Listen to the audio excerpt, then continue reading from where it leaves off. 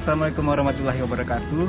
Perkenalkan, nama saya Rangga Ciputra, berasal dari Prodi D3 Sanitasi, kelas 3B, dengan NIM 1911100069.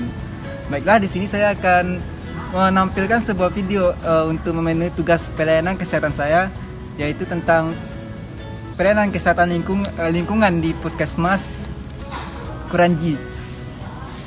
Yang pertama itu konseling. Konseling merupakan hubungan tenaga kesehatan lingkungan dengan pasien yang bertujuan untuk memenuhi suatu masalah di berbasis lingkungan. Dan adapun langkah-langkahnya yaitu untuk melaksanakan konseling adalah 17. Yang pertama salam dan sambut. Yang kedua yaitu T, tanyakan. Yang U berarti usulkan, tu berarti bantu. Dan yang terakhir yaitu J, jelaskan. Yang terakhir yaitu U, ulangi.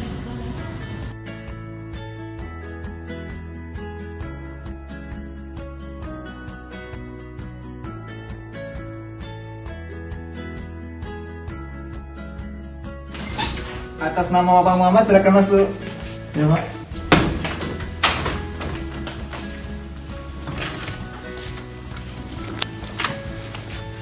Assalamualaikum, Pak. Waalaikumsalam. Silakan duduk, Pak. Pak. Boleh saya lihat akte pemeriksaannya, Pak? Ini, Pak. Apakah Bapak bernama Bapak Muhammad? Iya, Pak. Umur 40 tahun? Iya, Pak. Pekerjaannya kuli bangunan? Iya, Pak. Oke, Bapak. Mohon dijawab ya, Pak, pertanyaan-pertanyaan dari saya. Sejak kapan Bapak sakit? Udah 2 hari yang lewat, Pak. Tepatnya hari apa itu, Pak? Kira-kira udah hari Minggu, Pak. Oh, minggu, oke. Sebelum sakit di hari ini Bapak makan atau minum apa aja? Kalau masalah makanan, nggak ada makan di tempat lain, Pak. Makan di rumah aja, Pak. Oh, di rumah. Dimasak oleh istri, Pak.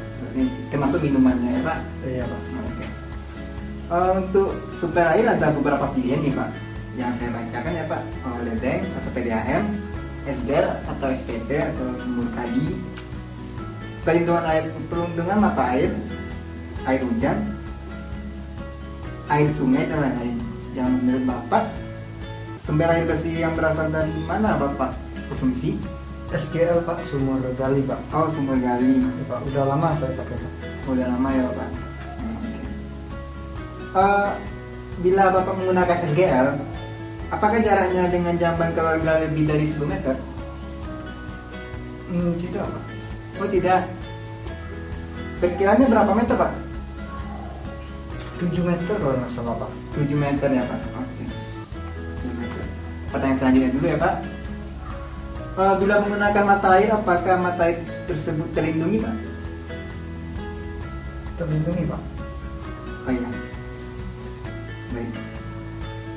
Apakah air minum yang dipergunakan sehari-hari dimasak? Yang SGL? Iya, Pak. Dimasak. Dimasak, ya, Pak. Dan selanjutnya, apakah air yang sudah Bapak masak, Bapak tutup kembali pakai wadah bersih atau gimana? Tidak, Pak.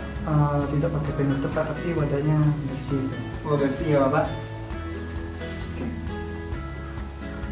Selanjutnya, apakah rumah Bapak berjamban? Ada, Pak. Ada ya, Bapak. Selanjutnya, bila memiliki jamban, apakah jamban tersebut memenuhi syarat? Maksud memenuhi syarat itu mempunyai tempat penampungan kotoran seperti septic tank. Ada, Pak. Ada ya, Pak? Itu pertanyaan selanjutnya, di manakah anggota keluarga Bapak biasanya, maaf, BAB-nya? A, di kakus atau WC sendiri, ada WC umum, sungai, di kebun atau di empang? Kakus, Pak. WC sendiri, Pak. Ada WC pribadi, Pak. Oh, WC sendiri ya, Pak? Iya, Pak. Selanjutnya, bagaimana kebiasaan membuang tinja bayi? Sebelumnya Bapak udah punya anak bayi atau gimana? Anak saya udah besar-besar semua, Pak. Oh, udah besar-besar, jadi udah pertanyaan. umur 15 tahun ke atas, Pak. Oh, 15 tahun ke atas, berarti pertanyaannya nggak berlaku lagi ya, Pak? Iya. Oke. Apakah anggota keluarga keluarga Bapak biasanya melakukan cuci tangan pakai sabun sesudah BAB? Ada Pak. Ada? Oke. Oke Bapak, demikian pertanyaannya. Selanjutnya berarti menurut dugaan saya atau diagnosa saya, Bapak itu terkena diare karena penyediaan air bersih Bapak kurang memadai, kurang memenuhi syarat. Gitu ya Pak. Ya, seperti kalau memenuhi syarat itu seperti menggunakan air dari sumber terlindungi dan pelihara untuk sarana agar terhindar dari pencemaran. Ya, Dan yang kedua, jarak antara septic tank Bapak dengan sumur itu tidak memenuhi standar yang ditentukan oleh Kemenkes gitu, 10 meter. Nah, sedangkan septic tank Bapak dengan sumur berjarak 8 meter ya Pak? Iya Pak. Ya, jadi itu salah satu bentuk gangguan yang mengakibatkan Bapak terkena diare. Dan terlebih dahulu, dan saya mau nanya Pak terakhir, menurut Bapak kelakuan orang membuang BAB di sungai itu baik atau tidak? Tidak Pak. Tidak. Kenapa Pak kalau saya boleh nanya juga? Kenapa tidak Pak? Karena itu mencemari lingkungan Pak, bisa menimbulkan air tercemar gitu Pak. Ah ya betul Pak sekali. Ya saya tambahin ya Bapak. Maksudnya tuh kalau ketika Bapak atau tetangga-tetangga buang air besar di sungai, otomatis air itu nanti akan dipakai oleh warga di bawah dan itu akan tercemar oleh kuman E. coli ya Pak. Dan E. coli itu menyebabkan diare. Ya Pak, dan saya minta perhatian dari bapak-bapak dan tetangga-tetangga untuk menginformasikan atau mensosialisasikan agar membuang air besar itu di tempat yang sewajarnya, di jamban ya Bapak. Oh boleh Pak. Oke Bapak, itu sarannya sudah saya sebutkan tadi ya Bapak. Iya Pak. Buang air besar di jamban dan septic tanknya untuk diperbaiki lagi atau dijarakkan lagi dari sumurnya ya Bapak. Iya Pak. Oke Bapak. Untuk rencana tindak lanjutannya kami akan melakukan inspeksi besok ya Bapak. Ya Pak? Ya, insya Allah bisa Pak. Bisa. Kira-kira jam berapa tuh Pak? Kira-kira besok sekitar jam 10 atau paling ngaretnya 12 ya Bapak. Oh gitu Pak, baik Pak. Ya Pak? Nanti kabarin aja ya Pak. Oke Pak. Dan untuk obat diarenya silakan diambil di apotik ya Pak. Ya. Boleh minta nomor HP ya Pak? Boleh Pak, boleh silakan nanti Boleh, saya. Pak. Ya. Silakan Mas nanti aja ya Bapak. Oke Pak. Baik, terima kasih Bapak udah berkunjung ke klinik sanitasi dan sudah meluangkan waktunya untuk konseling dengan saya Bapak. Semoga lekas sembuh Amin Pak. dan semoga lebih dijaga lagi kesehatannya ya Bapak. Iya, Pak. Terima kasih Bapak. Semoga Ya, Pak. assalamualaikum warahmatullahi wabarakatuh. Waalaikumsalam.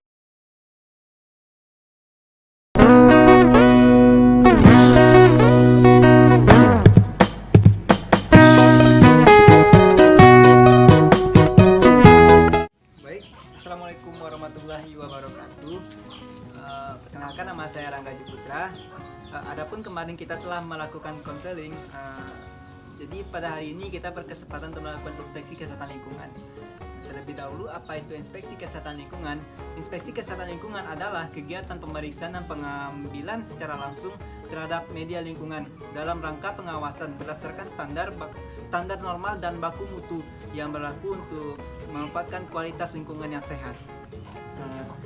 Baik, dalam inspeksi kesehatan lingkungan terdapat beberapa metode yang akan kita lakukan, yaitu yang pertama pengamatan fisik media lingkungan, kedua pengukuran media lingkungan di tempat, yang ketiga uji laboratorium, dan yang terakhir dan keempat yaitu analisis risiko lingkungan. Ya baik, mungkin itu sedikit pemaparan dari saya tentang inspeksi kesehatan lingkungan. Jadi selanjutnya itu akan ditampilkan video inspeksi kesehatan lingkungan saya di rumah responden saya.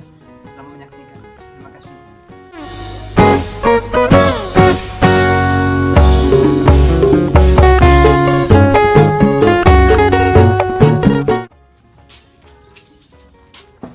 Assalamualaikum. Assalamualaikum. Waalaikumsalam warahmatullahi wabarakatuh. Boleh saya masuk Pak? Iya Pak, saya akan masuk Pak. Gini Pak, kemarin kan kita udah melakukan konseling kan Pak. Iya, Pak. Kita pun udah berjanji untuk melakukan inspeksi. Nah, kiranya boleh kan kami untuk inspeksi sekarang Pak? Boleh Pak. Boleh ya Pak? Iya, Pak, boleh. Terima kasih ya Pak. Gini Pak, Boleh tunjukkan Pak di mana letak jambannya Pak? Jamban di bawah. Boleh kita kasih tahu dulu Pak? Boleh Pak. Jambannya di mana Pak? Oh, di sini Pak. Tekan masuk aja Pak di Ini ya Pak. Boleh Pak. Oh, berarti ini jambannya ya Pak? Bapak berarti sekeluarga pakai jamban ini? Iya Pak. Mandi pun di sini ya Pak? Iya Pak. Oh gitu. Ah.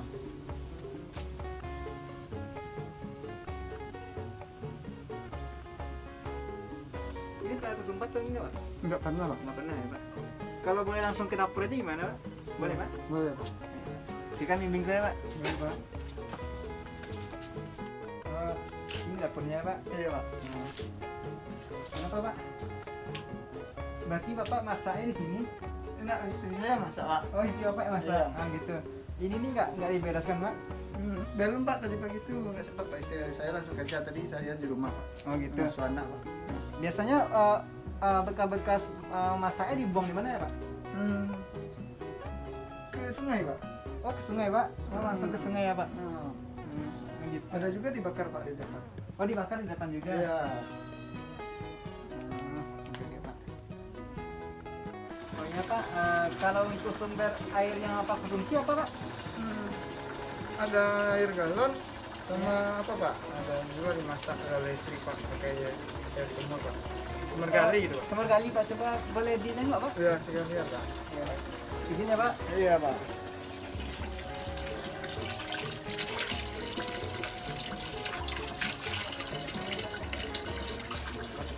Antara tank sama sumur kan udah sesuai standar ya Pak? Udah melebihi 10 meter ya Pak? Iya Pak. Ya Pak. Ya Pak, baik. Terima kasih Bapak telah mengizinkan saya untuk melakukan inspeksi ke rumah Bapak. Nah, yang sama kita lihat tadi Bapak, jadi kemungkinan besar penyebab Bapak dan keluarga terkena diare yaitu perilaku yang tidak higienis Pak. Dengan contoh seperti yang tadi Bapak, bekas buangan dari sisa-sisa buangan dari Bapak masak atau ibu masak dibuang sembarangan aja Pak gitu, kayak di etalase dapurnya, dan malah setelah dikumpulkan Bapak buang ke sungai ya Pak. Nah itu tuh salah satu perilaku tidak baik dan bisa juga membahayakan orang lain Pak, seperti orang lain bisa terkena diare juga Pak. Dan yang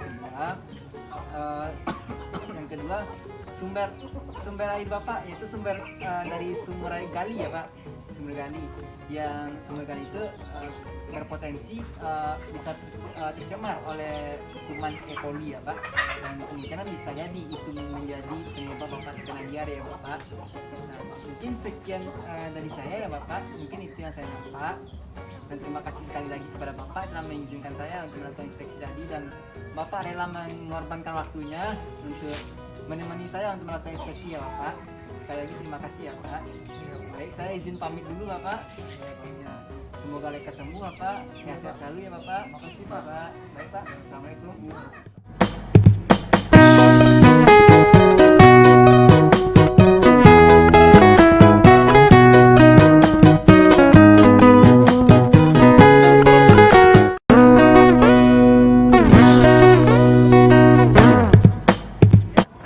Setelah kita melakukan inspeksi, untuk tahapan terakhir yaitu intervensi kesehatan lingkungan. Apa itu intervensi kesehatan lingkungan? Intervensi kesehatan lingkungan adalah tindakan penyihatan, pengamanan, dan pengendalian untuk mewujudkan kualitas lingkungan yang sehat, baik dari aspek fisik, kimia, biologi maupun sosial. Di dalam intervensi kesehatan lingkungan terdapat 4 tahapan atau tempat kegiatan yang akan dilakukan, yaitu KIY atau pemberdayaan masyarakat. Yang kedua, perbaikan atau pembangunan sarana. Yang ketiga, pengembangan teknologi tepat guna. Dan yang keempat atau yang terakhir yaitu rekayasa lingkungan. Assalamualaikum Bapak-bapak dan Ibu-ibu semua, selamat sore. Izinkan saya untuk menyampaikan hal-hal yang berhubungan dengan pencegahan penyakit diare. Yang pertama yaitu buang sampah pada tempatnya. Seperti yang sama kita ketahui, sampah dapat menyebabkan berbagai macam penyakit karena terdapat yaitu kuman yang menyebabkan diare. Dan buang sampah terdapat 3 bagian. pembagian sampah itu ada sampah organik, anorganik, dan sampah berbahaya. Yang kita bahas saat ini itu sampah organik dan anorganik saja. Apa itu sampah organik? Sampah organik itu sampah yang berasal dari tumbuh-tumbuhan atau sampah-sampah yang kering. Sedangkan organik itu sampah kemasan-kemasan seperti kemasan Indomie, kemasan kue-kue atau segala macam. Dan ini seperti ini. Oke, yang adapun cara pencegahan yang kedua yaitu dengan mencuci tangan pakai sabun seperti ini. Mencuci tangan pakai sabun merupakan hal yang wajib untuk kita lakukan setelah kita berkegiatan di luar, seperti setelah bekerja atau pulang dari masjid atau tempat-tempat umum yang mungkin bisa tangan kita terkandung kuman. Jadi diusahakan atau diwajibkan untuk mencuci tangan pakai sabun sebelum memegang sesuatu, apalagi itu makanan.